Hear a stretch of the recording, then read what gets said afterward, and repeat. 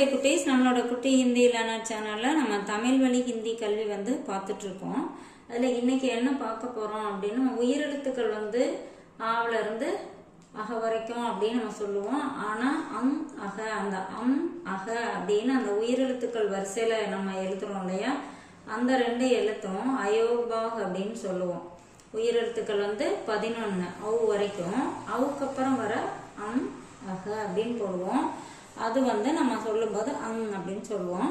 Pronunciation, அந்த எழுத்து அதுக்கு பின்னாடி என்ன எழுத்து வருதோ, எந்த எழுத்துக்கு மேல அந்த மாத்திரை வருதோ அதுக்கு அடுத்து வர எழுத்துக்கு தகுந்த மாதிரி அதோட சவுண்டு மாறும். அதை தான் நம்ம இன்னைக்கு பார்க்க போறோம். அந்த அக அது ரெண்டையும் நம்ம அயோக்வா, அதுல அங்கிறது அனுஸ்வார் அப்படின்னு சொல்லுவோம். அதோட அந்த எழுத்து மற்ற எழுத்தோட சேரும் போது அதோட சவுண்டு எப்படி வரும் அப்படிங்கிறத தான் நம்ம இன்னைக்கு பார்க்க போறோம்.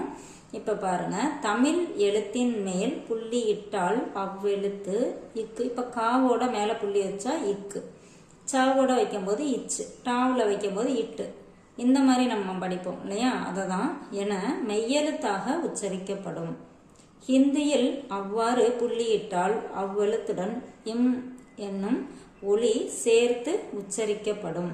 இப்போ இந்த ஆவுக்கு மேல புள்ளி வச்ச எழுத்து நம்ம அந்த உயிரெழுத்தோட சேர்த்து எழுதுவோம் இல்லையா, அது அப்படின்னு சொல்லுவோம். இப்ப சாவோட வரும்போது சம், இதை இச்சுன்னு நம்ம படிக்கக்கூடாது, அதனாலதான் இங்க கொடுத்துருக்காங்க இச் அல்ல. இப்ப இதே தமிழ்ல சாவுக்கு மேல புள்ளி வைக்கும் போது அது இச் அப்படின்னு படிப்போம்.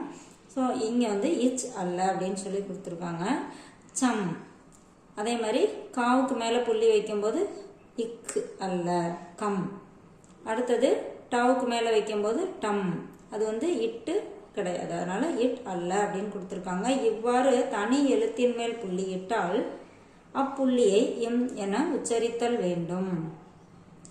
தமிழில் மரம் கூட்டல் தடி, அதாவது இது ரெண்டையும் நம்ம சேர்த்து எழுதும் போது மரத்தடி ஆவது போல் அடுத்த எழுத்தின் சேர்க்கையால் புள்ளியாக இடப்படும் இம் மாற்றம் பெற்று இங், இஞ்ச், இன், இந்த் என உச்சரிக்கப்படும்.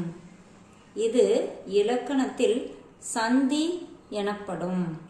இப்ப கீழே பாருங்க, இப்போ ஒரு எழுத்துக்கு புள்ளி வச்சா அதை எப்படி நம்ம அதை வாசிப்போம் அப்படிங்கிறத இப்போ பார்க்கலாம். இப்போ இங்கே க கொடுத்துருக்காங்க, கவுக்கு மேலே புள்ளி வைக்கும்போது கம் அப்படின்னு சொல்லுவோம். அது இதுக்கு அடுத்து வர எழுத்தை பேஸ் பண்ணி அதோட சவுண்டு மாறும். இப்போ பார்த்தீங்கன்னா கங்கா அப்படின்னு வந்திருக்கு, இதை கம்கா அப்படின்னு படிக்கக்கூடாது, கங்கா.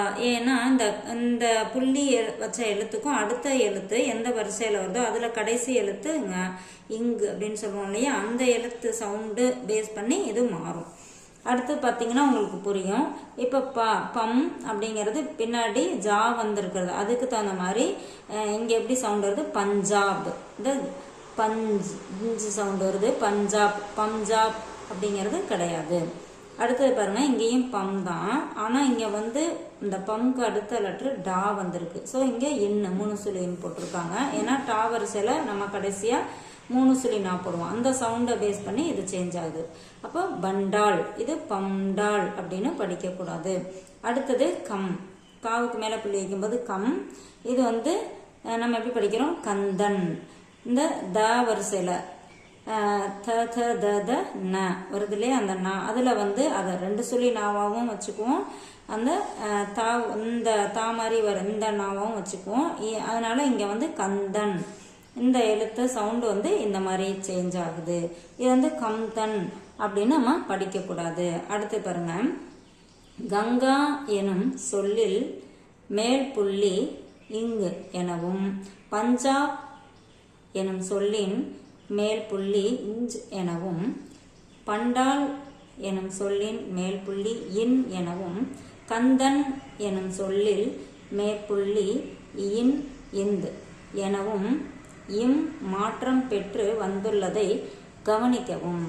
மேற்புள்ளியுள்ள எழுத்துடன் அடுத்து க, க, க, க சேர்ந்தால் அப்புள்ளி இங்கு எனவும், ச, ச, ஜ, ஜ சேர்ந்தால் அப்புள்ளி இஞ்ச் எனவும், ட ட ட ட சேர்ந்தால் அப்புள்ளி இன், அதாவது நா.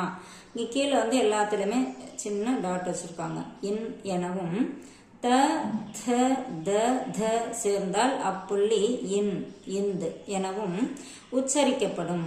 மேற்கண்டவாறு இவ்வெழுத்துக்களை தவிர்த்து தனி எழுத்தாகிய ய ர ல வ ஷ ஷ ஷ ஹ எனும் எழுத்துக்கள் சேர்ந்தாலும் ப ஃப ப ப ஆகிய இனவெழுத்துக்கள் சேர்ந்தாலும் மேற்புள்ளி இம் என்றே உச்சரிக்கப்படும். இதோட தொடர்ச்சி வந்து நம்ம அடுத்த வீடியோவில் பார்க்கலாம். தேங்க்யூ.